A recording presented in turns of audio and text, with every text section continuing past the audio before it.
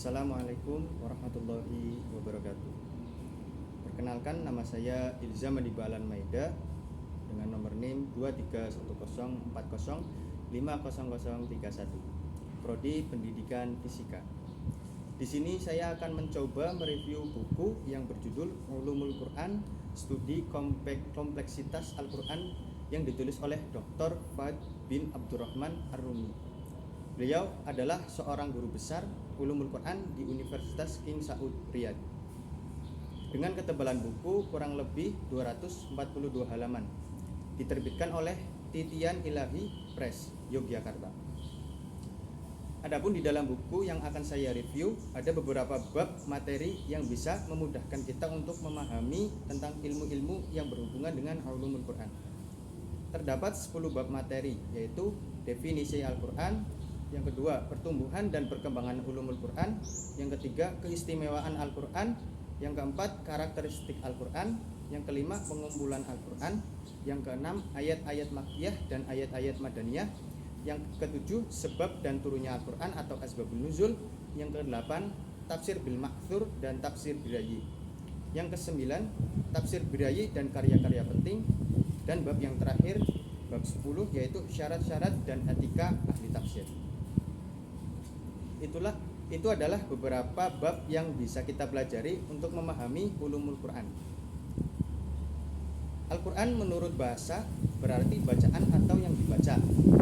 Menurut istilah, Al-Quran adalah wahyu Allah Subhanahu wa taala yang diturunkan kepada Nabi Muhammad SAW melalui malaikat Jibril sebagai petunjuk bagi umat manusia.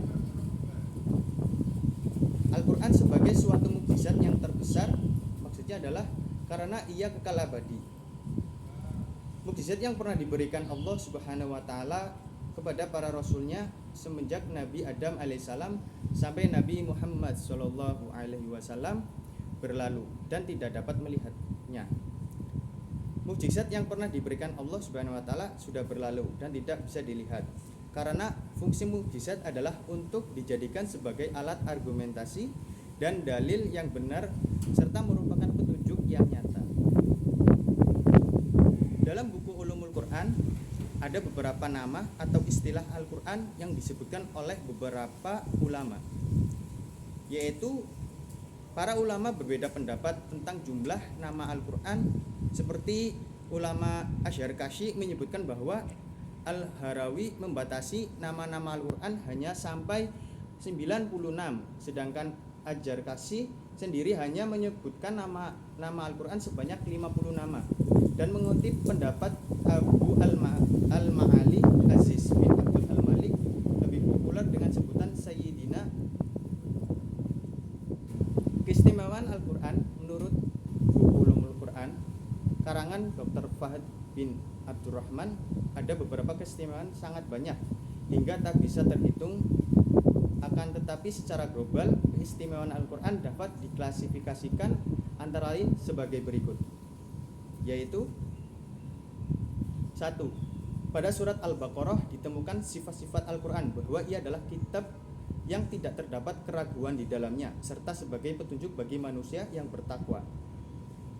Yang kedua, Al-Quran diturunkan pada bulan yang sangat istimewa sebagaimana yang ditunjukkan dalam firman Allah, yaitu pada bulan Ramadan, bulan yang sangat suci. Yang ketiga, di samping itu Al-Quran diturunkan pada malam yang penuh berkah, yaitu malam nuzulul Quran. Yang keempat, bagi yang mendengarkan Al-Quran akan mendapatkan rahmat dari Allah Subhanahu wa taala. Yang kelima, Al-Quran dianggap agung sebagaimana yang difirmankan oleh Allah Subhanahu wa taala dalam Al-Quran surah Al-Hijr ayat 87. Yang keenam, yaitu Al-Quran bisa memberikan hidayah atau petunjuk. Yang nomor 7, Allah Subhanahu wa taala bersaksi bahwa kitab Al-Quran selamat dari cacat sebagaimana yang termasuk dalam Quran surat Az-Zumar ayat 28.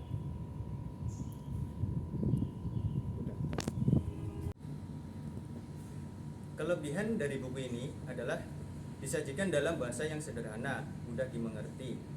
Penulis menjelaskan pokok-pokok pembahasan secara rinci yang bisa memudahkan pembaca untuk memahaminya. Bukunya tidak terlalu tebal tetapi sehingga pembaca mudah untuk memahami materi yang dijelaskan dalam buku ini. Di balik kelebihannya di atas, buku ini juga memiliki sedikit kelemahan, seperti kata etimologi dan terminologi yang tidak dijelaskan maknanya secara rinci.